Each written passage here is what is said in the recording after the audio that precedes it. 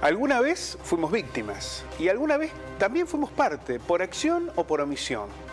Sabemos que hay una historia ligada con la manera en que se generan los vínculos, las relaciones de poder y las situaciones de destrato en un aula, en los ámbitos educativos, que no nacen allí, pero allí se ven las consecuencias, ¿no? Del accionar violento, molesto, irritante y en algunos casos con consecuencias muy graves. Estamos hablando del bullying.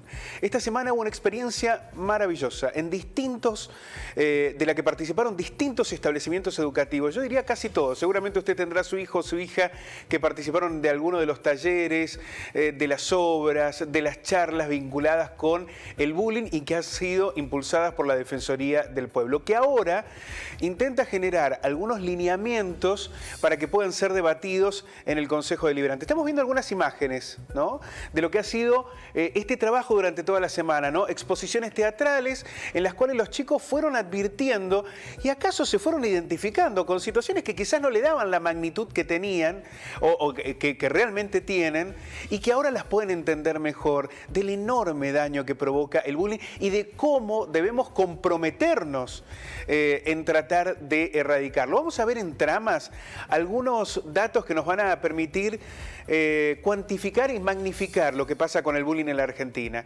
En el país, 7 de cada 10 niñas sufren bullying y otras formas de violencia escolar. Esto surge del informe de la ONG Bullying Sin Frontera. Fue un estudio realizado entre enero del 2021 y marzo del 2022. Fíjense ustedes, 7 de cada 10.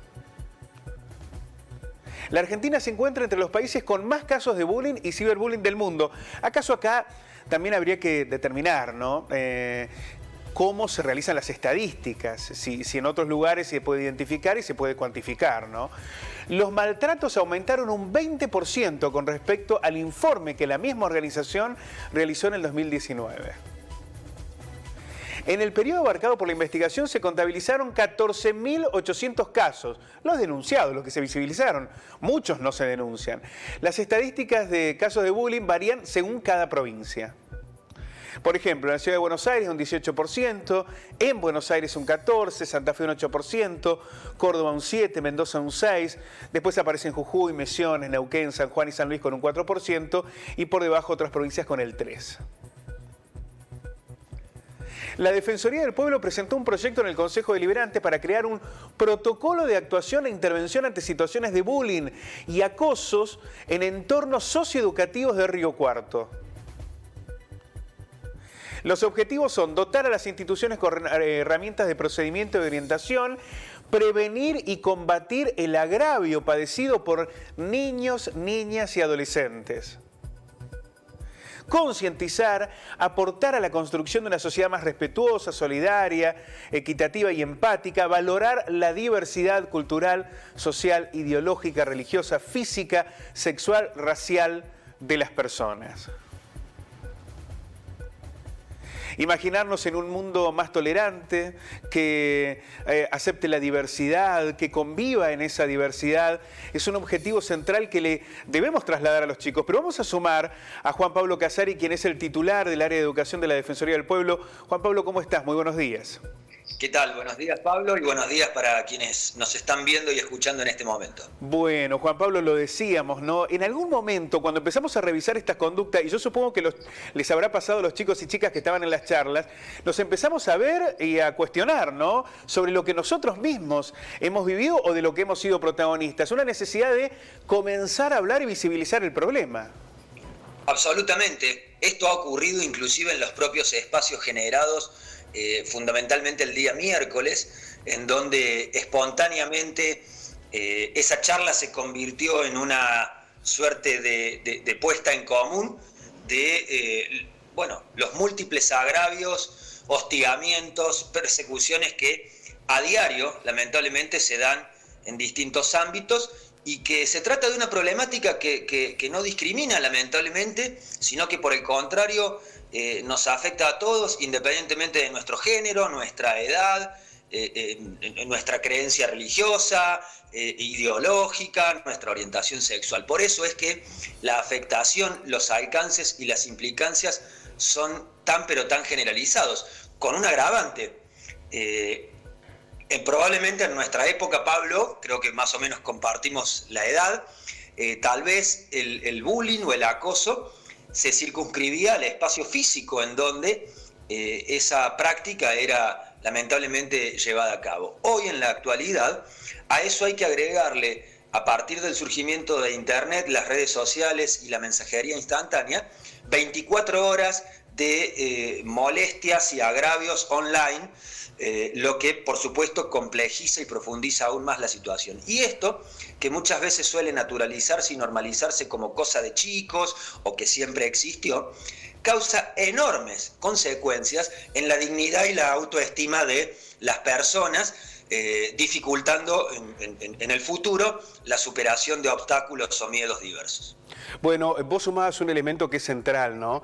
Que tiene que ver la cuestión de las redes sociales, como instrumento para provocar también esas situaciones de bullying. A mí me sorprendió que en el último tiempo me decían, por ejemplo, generan perfiles falsos de algún chico solo para dañarlo, o de alguna chica, generan algunas páginas donde está permitido hablar mal del otro.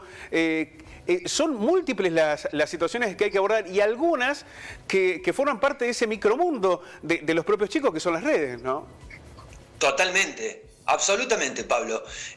Se trata de un fenómeno que además, por su reciente aparición, digo, a esto lo denominamos ciberbullying, bueno, todavía hay experiencias que están reproduciéndose para intentar multiplicar experiencias ligadas a cómo prevenir, a cómo concientizar, y por eso esta semana que hemos dispuesto, y por eso también los lineamientos generales que pretenden ser el punto de partida para la elaboración de un protocolo de actuación que nos indique, a las familias, pero también a docentes, autoridades, preceptores, dirigentes de clubes, los distintos ámbitos donde estas situaciones pueden darse, para saber qué hacer, cómo hacer y cuándo hacerlo.